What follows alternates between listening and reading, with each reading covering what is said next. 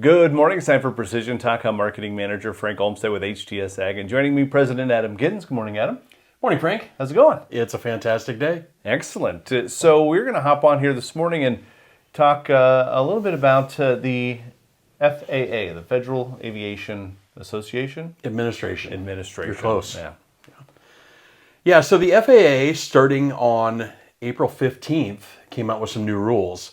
They're calling it the DETER program.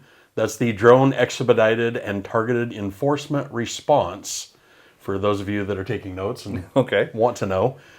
But essentially, the DETER program is an express lane for dealing with drone violations. And so people that are flying illegally, not following the rules, there's always been rules that we needed to follow. Right. There is now not only the rules, but there is going to be some serious enforcement behind the rules and a very expedited way in which that happens. So several ways that it can get triggered. One of them is any law enforcement official can make an online report if they see you doing something breaking the rules.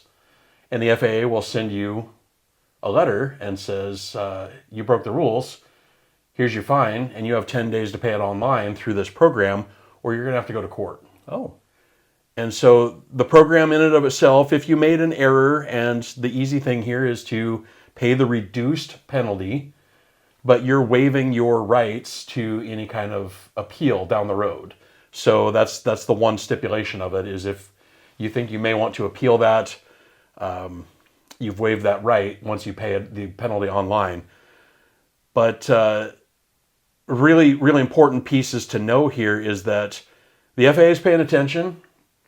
If you are not flying legally, now is the time to really shore up your operation and make sure that you have your drone registered, make sure that you have your Part 107, make sure that you are following all the rules and regulations of the Part 107, not flying beyond visual line of sight and all of those types of things. Because the other way that this can trigger a potential fine or potential problem doesn't even have to be visually observed. With remote ID, which all of the aircraft on the market now are broadcasting, they can actually trace that remote ID back to the owner of the aircraft. And if you aren't in compliance, if you're flying farther than what they know you can see, if you are doing some other things, if they pick that up on a drone detection system through the remote ID, you could just get a letter in the mail with your fine. Wow. So it's really gotten to the point where we want to be paying attention. We want to make sure we have flight logs. We want to make sure that we're not flying beyond visual line of sight. We're not flying over people. All the things that we've been talking about for years on this little show. Absolutely. So that was going to be my next question is what kind of things are the local law enforcement? I mean, there's a lot of rules and they've got to know all the other laws too. What are the odds that they're going to know that, hey, he's flying without line of sight or over a crowd of people? I mean, what kind of things are they going to be looking for? What kind of things, if you don't have a Part 107, are they going to know that? And those sort of things.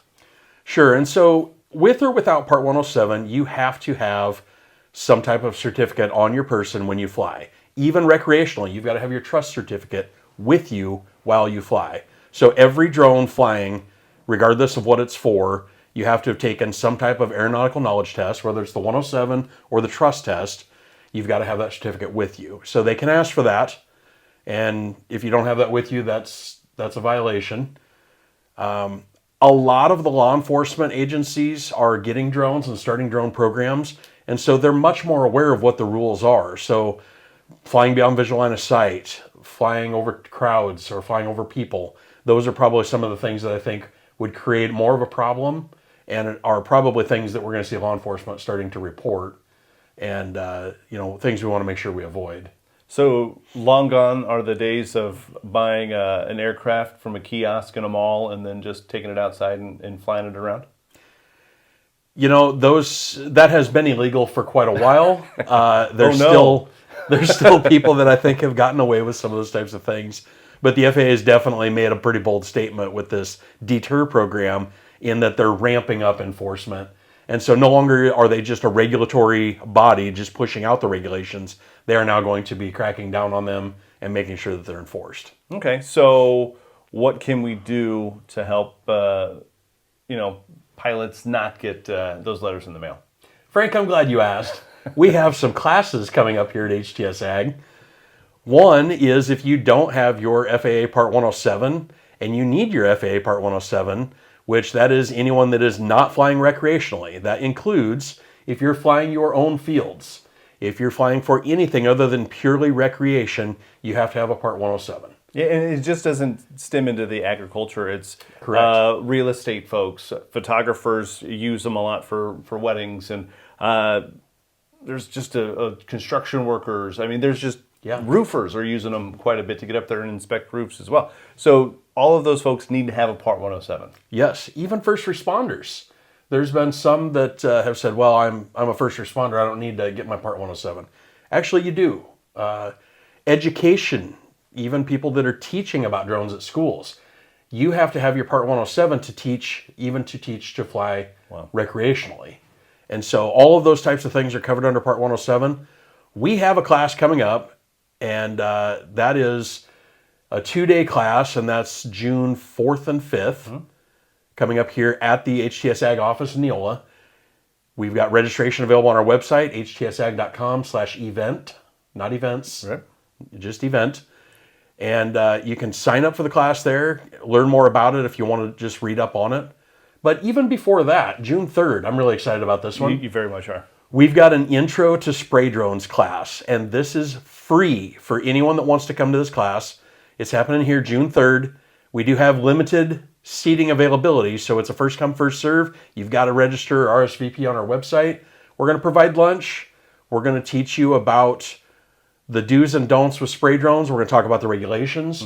We're going to talk about best practices. We're going to talk about all of the stuff that's really important. And this is practical for somebody that's just thinking about spray drones. But also I think there's going to be some useful information even for people that already have a spray drone and have already been out spraying with it. I think we're going to have some information that we'll be able to share with folks that'll be eye-opening and helpful. So sitting in class to watch spray drone stuff, that's one thing, but are we going to get that thing out to fly? Weather permitting, absolutely. So the class starts at 11 a.m. We're going to run about an hour worth of class time. We'll have lunch. We may finish up if we have a little more classroom work to finish out. After lunch, we'll do that. And then the goal is that afternoon, if the weather permits, we're going to go out and fly a spray drone, and we're going to show everybody what that flies like and be able to do a demo with the one we have here at the office, which is the Aerostar Dynamics U55. Great little drone, very easy to fly, very responsive, and really great aircraft. So we're excited to showcase that aircraft as part of this class. Absolutely. So for more information, also htsag.com/event, and you can get the info and register for that free class there on our website. Anything else, Adam, you want to talk about this morning? No, I'm really looking forward to both of those classes. I think we've got such a great opportunity, especially with our new office here in Neola. Yeah.